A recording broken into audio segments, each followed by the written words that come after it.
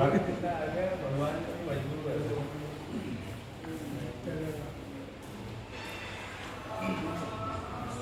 अभी ये सीटिंग है ना, उसके बाद सीटिंग कुछ नहीं करना। हेलो कितना विश्राम। हेलो हाँ ठीक विश्राम। बहुत देर हो गया। हेलो विलम्ब हो गया। हेलो स्टार्ट कर लीजिए ना। हाँ। सुनिए ना, आप वहाँ से शुरू करके इधर आ जाइएगा, ठीक है? ठीक है।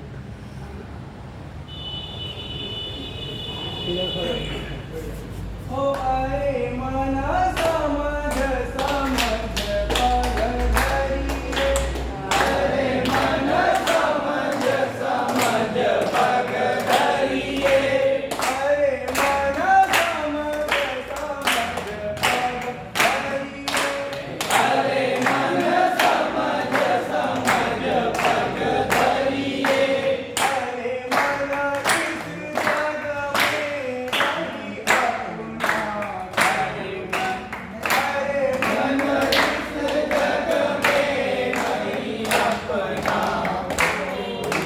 अरे जाई सो डरिए, अरे मन समझ पग धरिए, अरे मन समझ समझ पग धरिए, अरे मन समझ समझ पग धरिए, औरत दुनिया कुटुंब कबीला, औरत दुनिया कुटुंब कबीला, औरत दुनिया कुटुंब कबीला, औरत दुनिया कुटुंब कबीला, बिन सोने हाथ बहु न करिए, बिन सोने हाथ बहु न करिए, राम नाम सुख राम जगतपति, राम नाम सुख राम जगतपति, कीरन शोभा करिए, अरे मन समझ पग धरिए, अरे मन समझ समझ पग धरिए, अरे मन समझ समझ पग धरिए, अरे मन समझ समझ पग धरिए, अरे मन समझ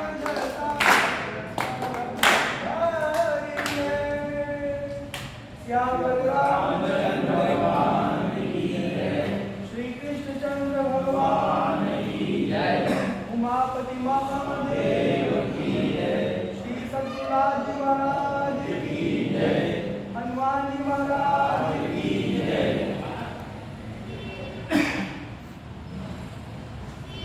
अभी हम सब जो है बस इतना जानने समझने की कोशिश करेंगे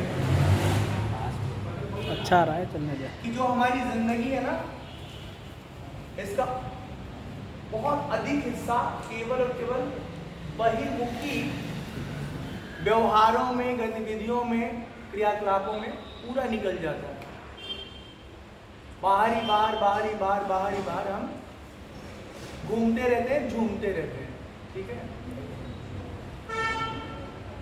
जीवन के निर्वाह के बाहर जो भी जरूरी चीजें हैं, मतलब खुद से बाहर, वो करना आवश्यक है, लेकिन उसके साथ साथ खुद को समझना भी बहुत जरूरी है।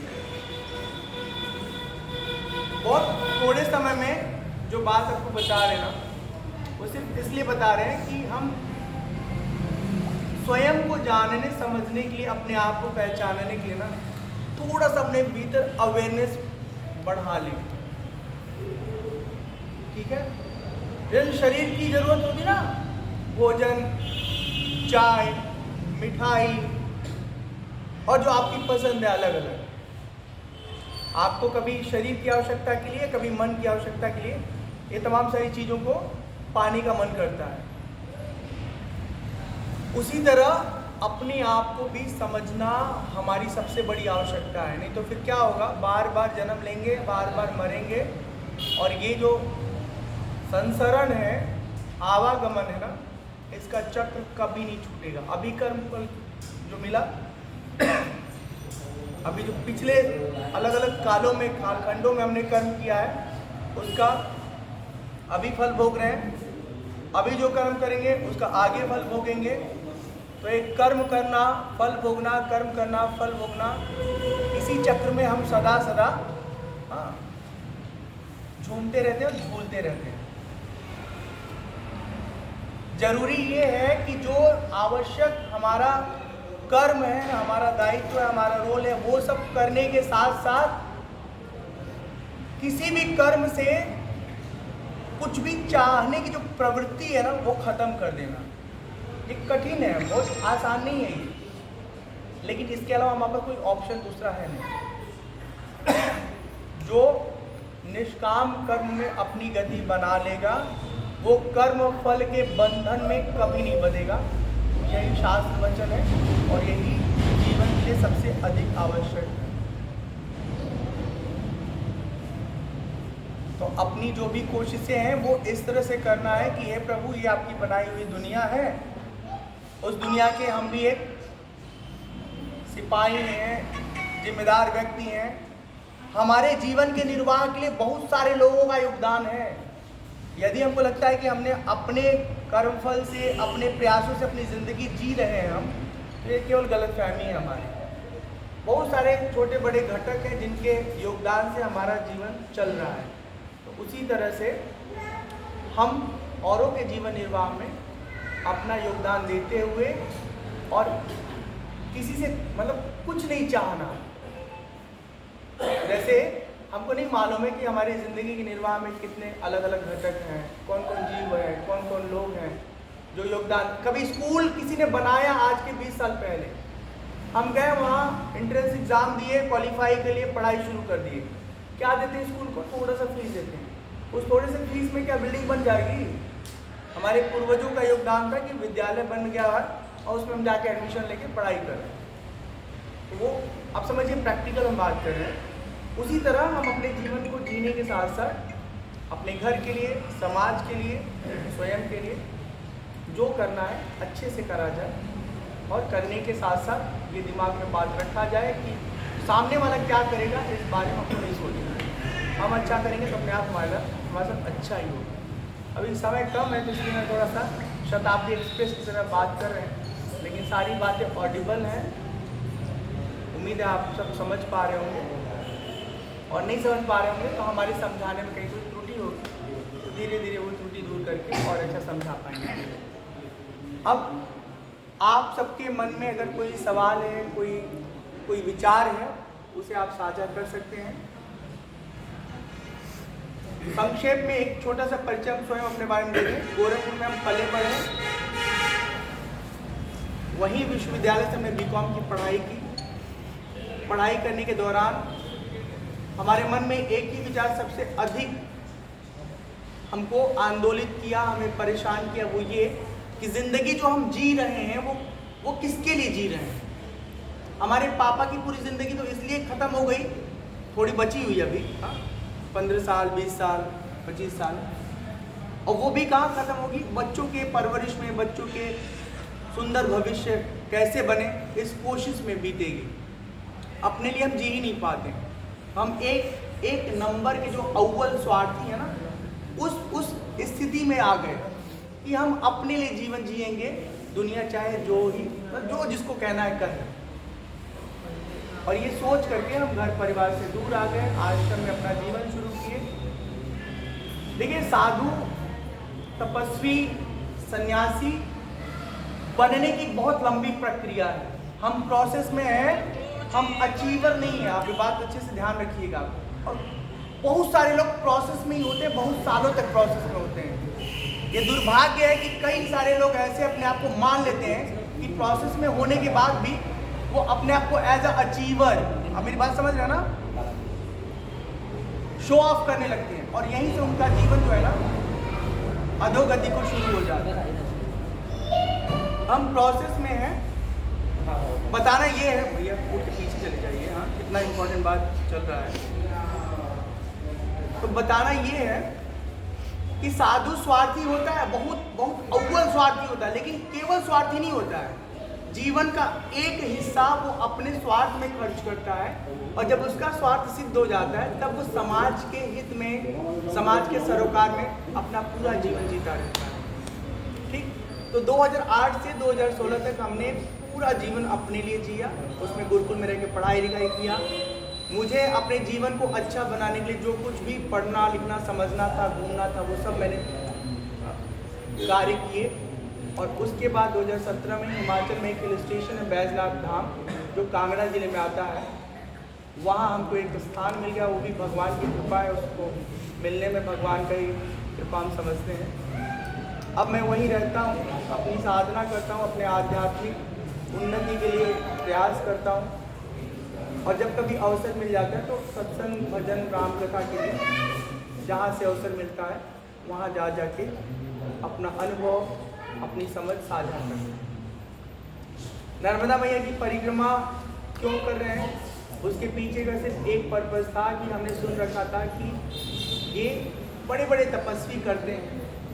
फिर हमसे कोई चर्चा किया कि आप कभी जाने हैं नर्मदा मैया की परिक्रमा के बारे में, कैसे किया जाता है, क्यों किया जाता है। फिर मैंने जानना शुरू किया।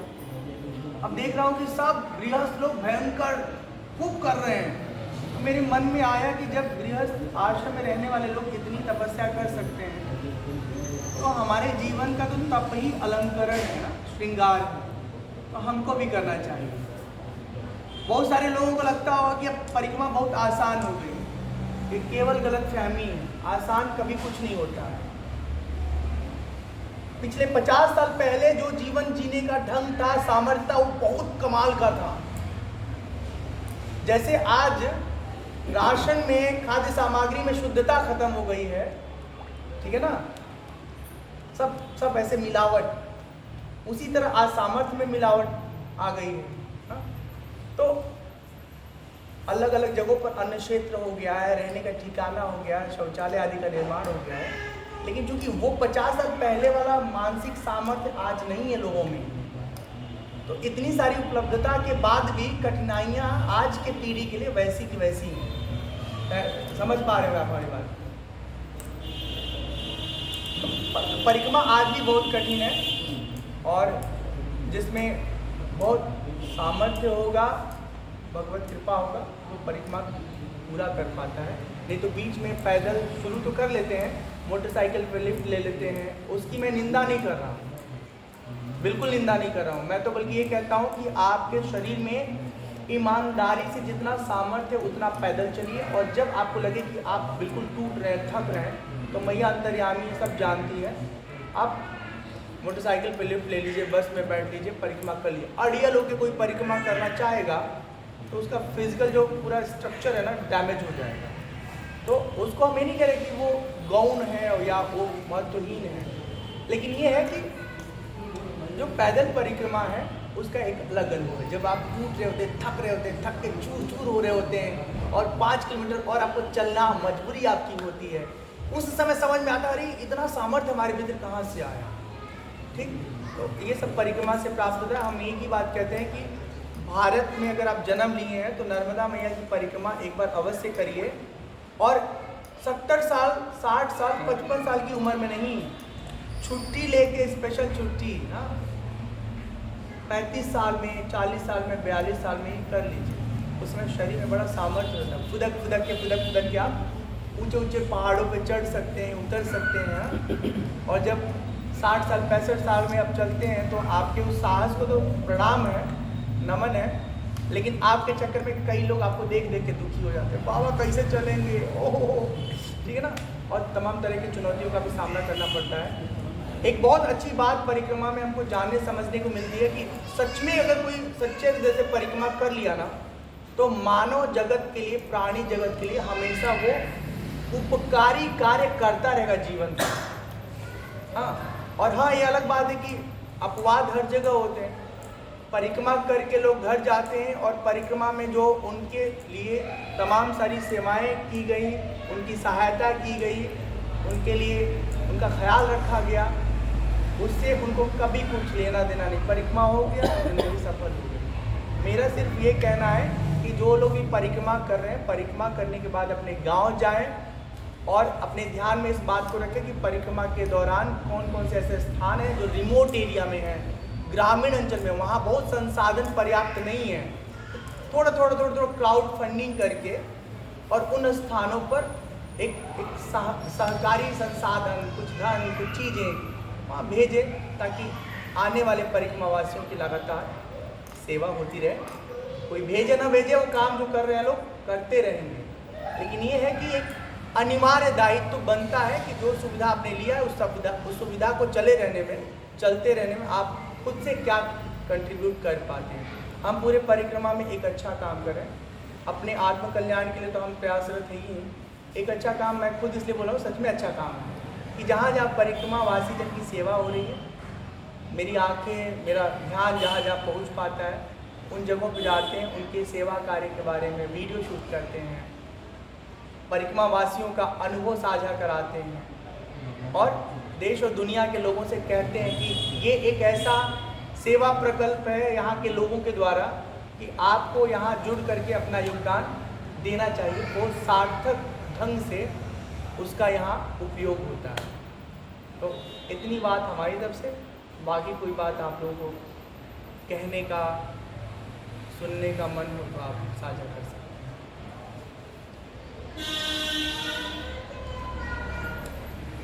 सीताराम, आप लोगों को कुछ नहीं जानना समझना है तो ये बहुत अच्छी बात है। रात बहुत होना है, शब्द वर्जन भी है। हाँ बोलिए। पत्रकार महोदय, ठीक, मैं जानकारी साझा करूँ? हाँ करो ना। गुरुदेव, आप जैसा कि पहलगांव रूट से होकर आए हैं, एक रूट परिक्रमा वासियों का भगवानिया होते हुए भी आता है, बीच में एक अलवेला हनुमान मंदिर है वहाँ। हाँ सुना। तो वहाँ पर विश्राम होता है जो भी परिक्रमा वासी होते हैं, और दोनों समय उनका अन्न क्षेत्र रहता है वहाँ पर, चाहे कितने भी परिक्रमा वासी आ जाए, उनकी सोने की व्यवस्था और उनकी भोजन की व्यवस्था वहाँ पर। हाँ ये जानकारी मेरी संतान में सदा व्रत चलता है। सदा व्रत चलता है वहाँ पर।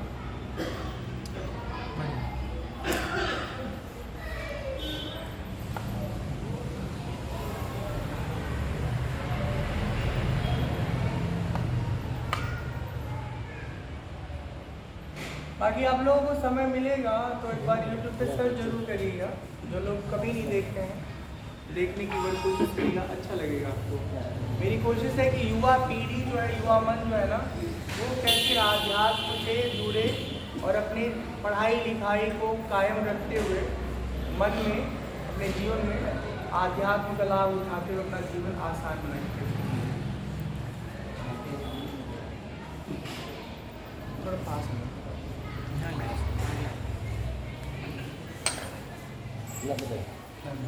आपकी जो ये यात्रा चल रही है, कहाँ से चल रही है और क्या मेन मुख्य उद्देश्य है, और कहाँ से आप अभी तक कितना चल चुके हैं? किलोमीटर का तो मुझे आइडिया नहीं है। 4 नवंबर को ओमकारेश्वर जी से हमने परिक्रमा आरंभ किया और आज 48 डेज है, 48वां दिवस। तो हम यहाँ पहुँचे हैं।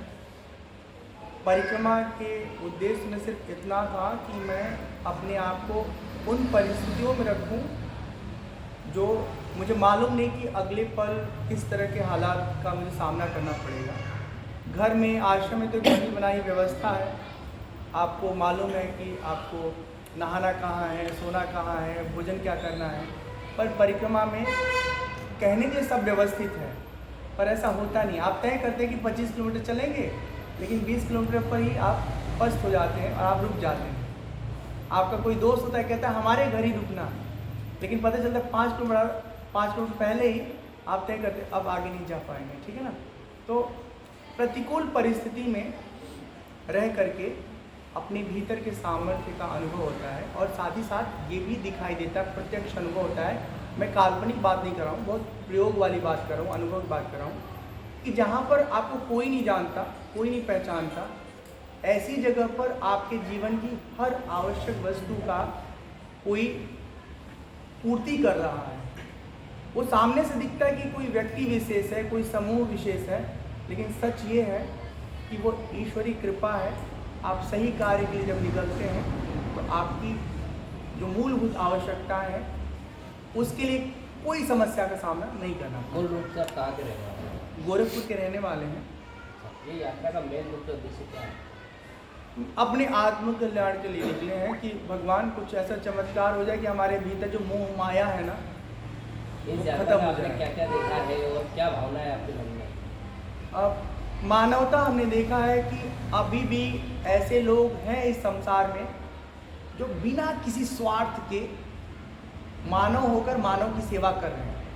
बहुत सारे जगहों पर हमने देखा कि लोग स्वार्थ में इतने गिर पड़े हैं, इतने नीचे गिर गए हैं कि वो अपने निजी हित के लिए किसी को भी कोई नुकसान पहुंचाने से पीछे नहीं होते। तो यहाँ पर परिक्रमा मार्ग के किनारे रहने वाले जो ग्रामीण हैं, शहरी लोग हैं, उनके भीतर तो हमने खूब मानवता देखा। सच में बहुत सेवाभावी लोग हैं।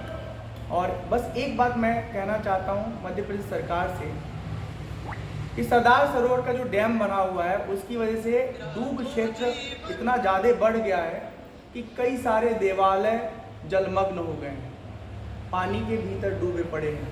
सरकार को चाहिए कि उनका पुनरुत्थान कराया जाए, उनको एक सही स्थान पर फिर से नवनिर्माण कराया जाए और सनातन धर्म के लोगों के लिए सुपुर्द कर दिया जाए। दुर्भाग्य है हम समझ नहीं पा रहे हैं।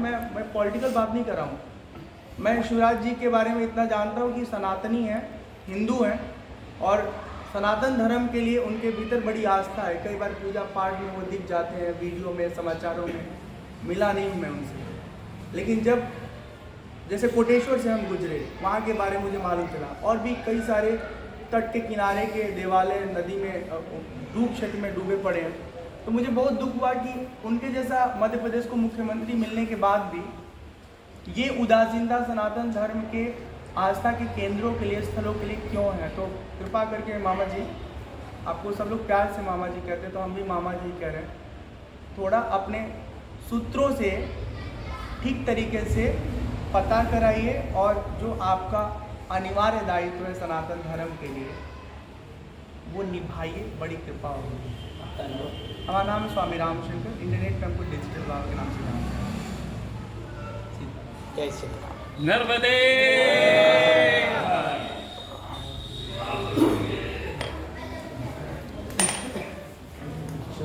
ये थोड़ा फोटो वीडियो डाल देना। महाराज जी के साथ है क्या? बाबा के साथ।